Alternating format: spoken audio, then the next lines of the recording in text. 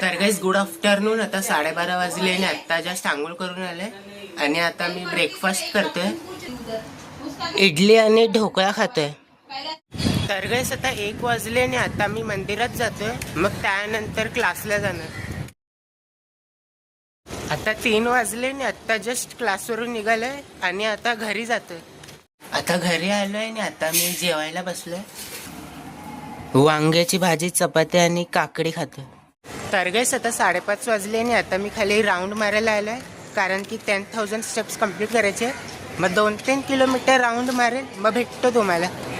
आता 6:30 वाजले आणि आता जस्ट 10,000 स्टेप्स कंप्लीट झाले आणि आता मी घरी जातोय.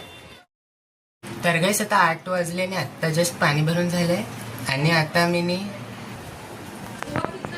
हे बनवलंय ब्रेडवरती पिझ्झा पास्ता सॉस, पनीर आणि चीज टाकून.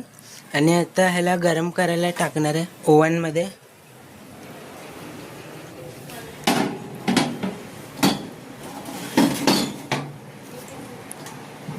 दहा मिनिटासाठी ठेवणार.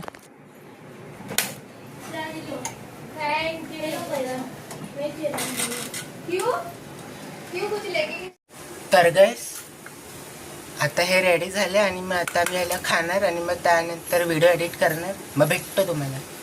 आता 10 वाजले आणि आता मी जेवायला बसलोय. भेंडीची भाजी, चपाती आणि काकडी आणि गाजर खातोय. तर गाईस आता 11 वाजायला आले आणि आता मी खाली राऊंड मारायला आलोय आणि आजचे 15,000 स्टेप्स कंप्लीट झाले. मग भेटतो तुम्हाला उद्या एका नवीन ब्लॉगमध्ये. Thank you so much for watching.